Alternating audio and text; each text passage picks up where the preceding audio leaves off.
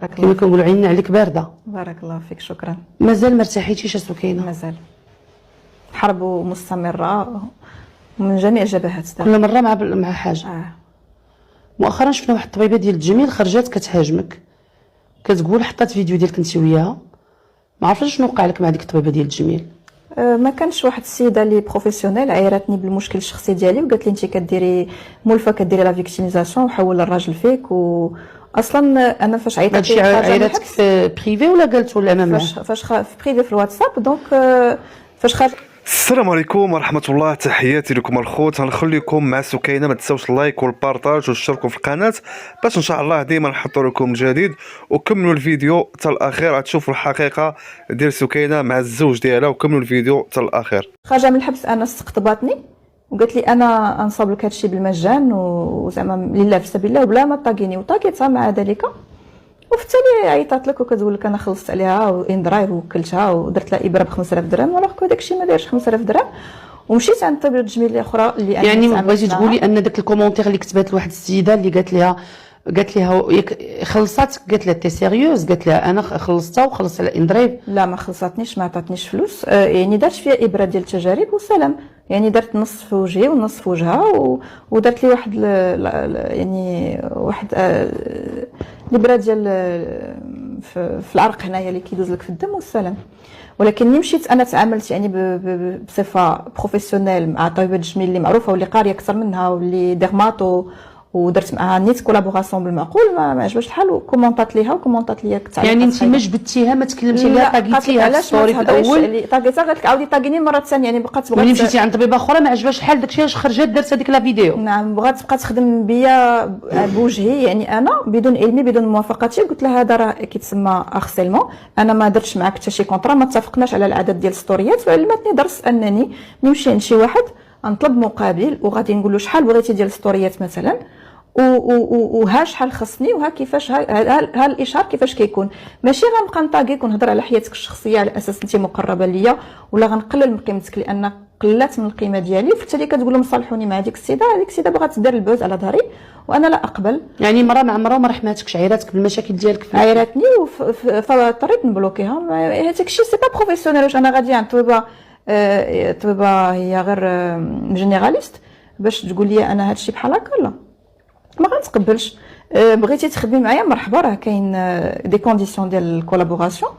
وانسان انا راه كنادي واحد العمل اللي هو الاشهار، وخصني مقابل انا خارجه من الحبس وعاد خصني فلوس باش نوقف على رجلي، خصني باش نحرك طوموبيلتي، خصني باش فين نكري مازال حتى ما كريتش.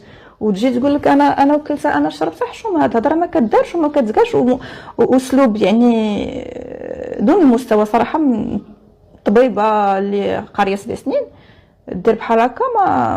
ما عجبنيش الحال. وبقات كتصيفط لي بنوامر اخرى كتقول لي ديبلوكيني. قلت لها داكشي اللي درتي مع ذلك يعني الفيديو صوراته وبارطاجيته بدون علمي بدون موافقتي. قلت لها هذاك يسمى تشهير واستعمال يعني معطيات شخصيه ديالي طبقا للقانون 0809 يعاقب عليه القانون. حفظتي اسوكي؟ حفظته لان دخلت 3 شهور عليه. يعني واحد اخر خصو تا يتربى بهادشي ديال التشهير.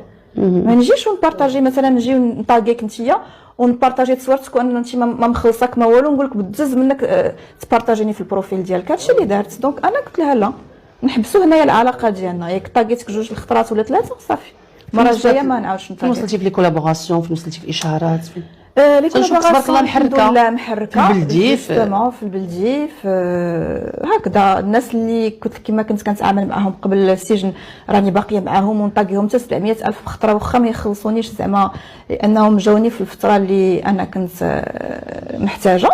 ماشي بحال هذا المشكل اللي وقع ليا دابا ديال. وزعما كنتمنى انني عندي واحد لا كوميونيتي ديالي لي كولابوراتور ديالي ما انهم يديروا لا بار دي شوز، ما يخلطوش ما بين الحياه الشخصيه ديال سكينه بن جلون والحياه العمليه. لان دابا خرجت نخدم شحال كتطلبي في ستوري سكينه دابا؟ لا حسب المنتوج اللي غادي مثلا ابارتيغ دو كنقدر نخدمها فابور. الا كان الانسان ظريف ومخلق راه خدمه كلشي تقريبا 80% تما عندي فابور. كنقدر نخدم يعني بواحد لو تاريف مونسيوال، وكنقدر نخدم بان تاريف ديال اون اباريسيون اون سول فوا. سا ديبون شنو البرودوي شنو مثلا شي واحد بغات ديري لي ستوري في الاشهار، سا ديبون شنو غيبغي على حسب المنتوج. يعني ما تقدريش تعطي طريف محدد. المهم شويه بديتي كتدخلي شويه الفلوس ولا مازال؟ مازال دابا الحمد لله. يعني حيت كنتي كيستغلوني بزاف، شفت يعني بحال هذا الشيء هذا وقعوا لي. يعني انا يلاه كي داخله في هذا العالم ديال الاشهار ويوقع لك بحال هذا استغلال. السيده باغيه تطلع المشاهدات وجاوها 800 فولور من عندي اون فوا طاقيتها قالت لي واش جاتك بزاف عليا. حشومه نهبطوا لهذا المستوى. يعني بغات تحاسب معايا على الغوتو الوغ كو الناس ديالي كيثيقوا فيا. دونك انا ما بغيتش يبقى عندي علاقه مع هذا النوع ديال الاستغلاليين اللي بغاو يستغلوا الصوره ديالي بدون اداء مبلغ. يعني الفلوس اللي انا اصلا دابا ما بغيتش راه ما تقبلش الفلوس من عند الياس المالكي. قال لي نعطيك فلوس مؤثرين ما تقبلش منه. قلت له انا نخدم بدراعي بكل بوغاسيون. اتصل بك قال لك نعطيك الفلوس؟ اتصل بيا قال لي نعطيك الفلوس. شحال بغا يعطيك؟ كان بغى يعطيني 5 المليون ومن بعد قال لي نعطيك 2 المليون وتبقى بيناتنا ما نقولها حتى شي واحد. وكنشكرهم من هذا المنبر. ولكن قلت له خليني اخويا انا غنخدم بدراعي غندير كولابوراسيون غندخل هذا المبلغ. كان بغى يعطيك غير هكاك بلا خدمه؟ كان بغى يعطيني باش يقول لي جلسي وارتاحي في دارك دابا انت عاد خارجه من الحبس وما تفكريش وما تمشيش تبقاي تدوري في لي كولابوراسيون وتشوفي شكون اللي غيخدم معاك. شبهوك بالسلطانه هويان؟ نعم. كتشوف راسك كتشبهي لها؟ ما نقدرش نقول لك. انا كاين شبه ما عرفتش. انا مدمره داخليا لان انا في حياتي الماضيه كنت كنعتبر راسي خايبه لانني الشخص اللي كنت معاه ما كانش كيعطيني قيمه. دونك ما نقدرش نقول لك واش كنشبه ولا ما كنشبهش. ولكن النقافه اللي دارت ليا الشوتينغ وكنشكرها من هذا المنبر ضيو خلصاتني. هذيك السيده كنشكرها. هي اللي دارت لي داك الميك اب باش بغات تطلع لي المورال ديالي انا عاد. وقالت لك كتشبهي السلطانه هي في التعاليق الناس كيكتبوها. الناس كتبوها ودرتي ديك لا ديفيرونس ولا كومباريزون بينك وبينها. شفت دي فوتو اكزاكتومون ماشي انا درتها راه الناس اللي داروها وانا كنبارطاجي. كتبارطاجيها. شفناك مع ولد الحوات وقلتي لهم غنولي شيخه. نعم. ما عطيتش المهندسه معماريه نشوفوا شيخه. تماما لان انا واحد السيده اللي كان عندها طموح كبير في المجال ميدان العمل ديالها وقريت حتى حفيت وفي اللي شفت راسي ما صورت والو.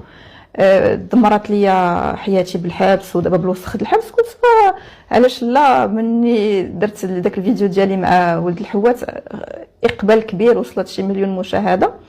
وقلنا علاش لا نقلبوها حتى شي خيط ما خدمتناش الهندسه.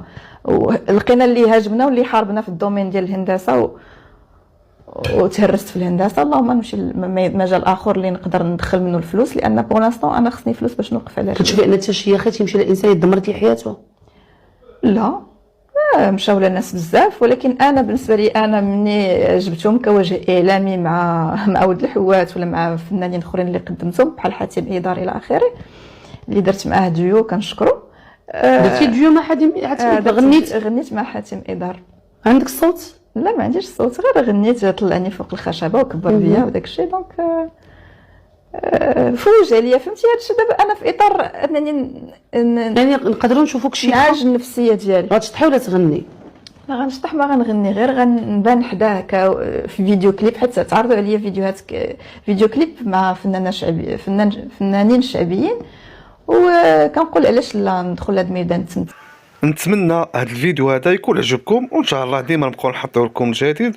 وشفتوا سكينه بن جلول هي وفاطمه شفتيفي اللي تتعاود شي امور مع واحد السيده كوافوره اللي وقع معاهم شي نقاش. هذا النقاش هذا اللي تحول ولا مخاصمه ولا معاطيه عليها سكينه بن جلول اللي مازال باغا دير شي حوايج باش دير مستقبل لحياتها ولوليداتها. وتحياتي لكم في فيديو جديد ان شاء الله.